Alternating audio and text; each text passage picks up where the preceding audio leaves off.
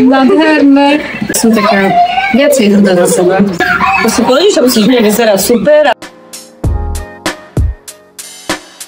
Vítajte v Denver Talks, mini podcaste, ktorý sa zaoberá témami, ktoré sa týkajú nielen sveta módy, ale aj žien. Táto miniséria venovaná mamám vznikla na ich počesť blížiacemu sa sviatku a je venovaná nielen mamám, ale každej jednej žene.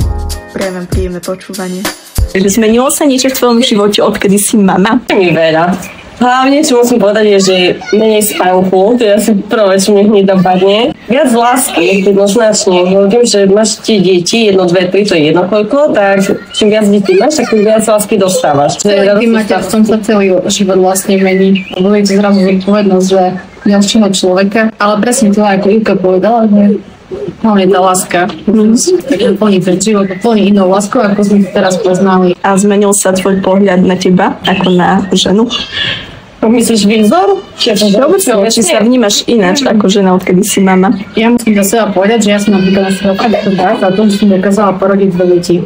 Pre mňa to bol aj taký pocit, keď som porodila, že som mala slzy z očiach z toho, že narodilo sa mi dieťa, ale aj taká hrdosť na samú seba, že som to dokázala. To nie je samozrejmosťou vynosiť zdravé dieťa a porodiť, takže toto sa mňa zmenilo, že ja som taká viacej hrdá na seba.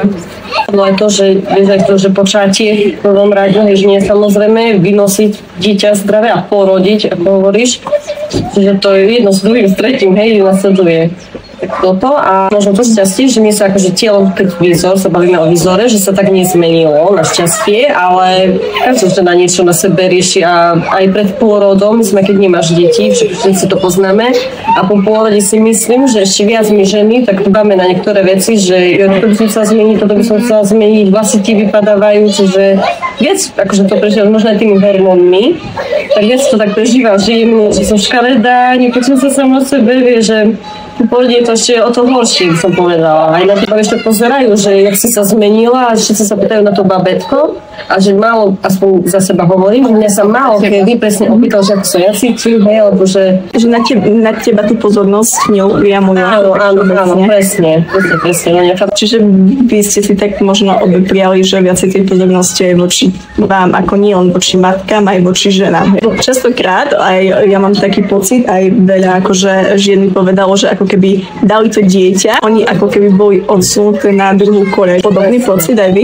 Áno, sa rieši prioritne dieťa a potom keď sa rieši, tak sa rieši akože matka, hej, ale ako žena už tak nie upadáme, mám pocit niekedy. Čo si myslíte, že by bolo treba možno urobiť, aby sa to zmenilo? Tak viac čas pre seba, že ísť ako kamošky, však my to tiež poznáme, že ísť ako kamošky, ako ženy, ako matky, že sa proste iba bavíme o tých deťoch, že proste ísť niekde vonku na večeru, do 1 na 3 a že proste vyjdeš z tej zóny, hej, že som matka, že proste fakt sa stretnú len ženy a proste riešime aj iné veci, nie riešime len materstvo. A ešte obidve šťastie, že máme manželov, ktorí nám vlastne to aj umožňujú.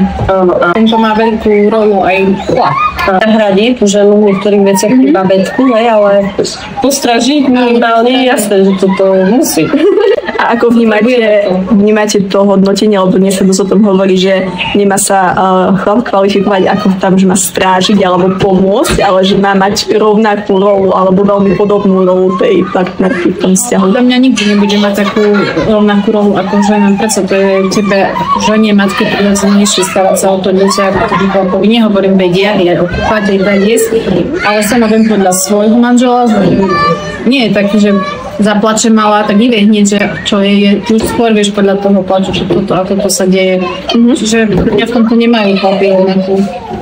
Áno, naša predstava, keď som bola tehotná, že sme sa rozprávali s manželom, tak presne tak to bolo. Ako si ty hovorila, že všetko budeme robiť, a nie že spoločne, ale že ako jeden, tak ako druhý, ale realita je fakt, že žena je tu a chlap je tu. Ako snažia sa pomáhať, aj pomáhajú, ale oni nahradí fakt tú ženu. V takom cítení, tak proste chlap to tak neprijaví to, ale to nie som hovorím, ale je to tak. Čo mi to prirodzenejšie, že niečo sa deje, tak ide hneď za mamou. Nie za otcom. Že vnímate, že je tam také iné puto. Ako hodnotíš spoločnosť v zmysle toho, že či máš pocit, že je príliš náročná na ženy a matky dnes všeobecne? My sa možno nepáči, že niektorí to tak berú, že porodíš a musíš hneď byť už nejaký top model.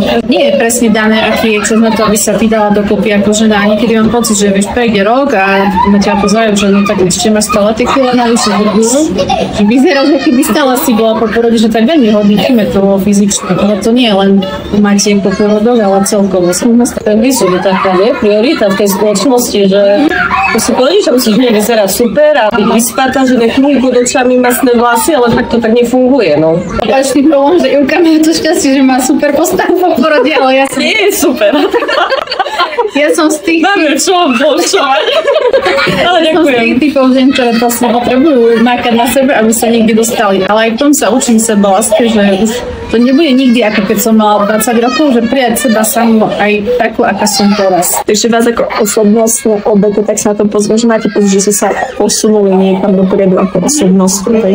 Museli sme sa. Áno.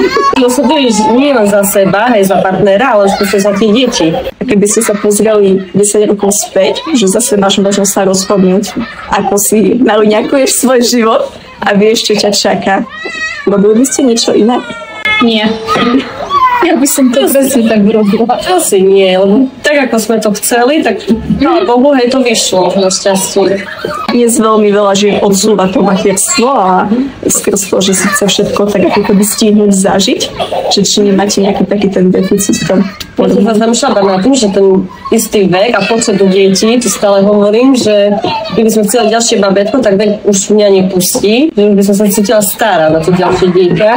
Takže keď som sa tak na tým zamýšľala, že možno skôr máte deti, ale zase keď sa človek zavisí na tým, tak nemala by som ich skôr, lebo by som nebola na to pripravená. Ja si neviem predstaviť, že by som mala napríklad 23-24 a že by som mala prvé dieťa. Že by som tak vekovo stihla, že ešte, ja neviem, do istého veku máte všetky deti, ktoré by som chcela mať. Takže nezmenila by som to. No to vyhovuje presne tak, ako to je, že mali sme tie deti skôr v úvodzovkách, že nebolo to za 35, ale... Čo by si možno tak odkázala? Neupínať sa tak na tie sociálne siete, lebo to nie je reálny život a veľa ľudí to prizvukuje, ale žiť ten reálny život, sledovať reálne ženy a nie ženy, ktoré tam vytvárajú nejakú svoju vymyslenú realitu a to potom vôbec sú takto nevyzerá.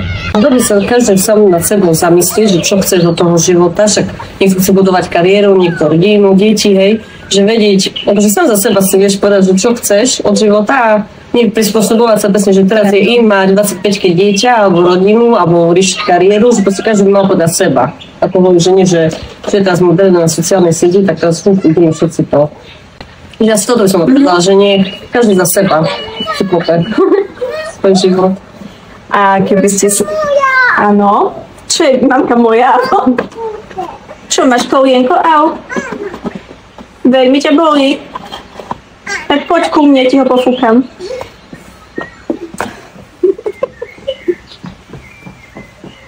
Dobre, a poslednú možno takú otázku mám na vás, že keby tu teraz na miesto mňa sedela vaša mamka, čo by ste jej povedali? Ďakujem za tvoju výchovu, lebo som vychovala perfektne a som za to veľmi vďačná. Nevždy som s tebou súhlasila, ale ďakujem ti a ľúbim ťa. Lebo vďaka tebe som takou ženou, ako som dnes. Ja by som povedala, že obdivujem, lebo človek až pri vlastnom deťoch zistí, že čo to obnáša vychovať 4 deti, myslím 4 detí. Ja mám iba 2 a je to náročné. Ďakujem, že ste odpovedali a či máte odo mňa z novej kolekcie, ktorú som robila priamo pre mamičky a príležitosti Dňu matiek. Takže také poďakovanie. Nádherné. Ďakujem pekne. Ďakujem.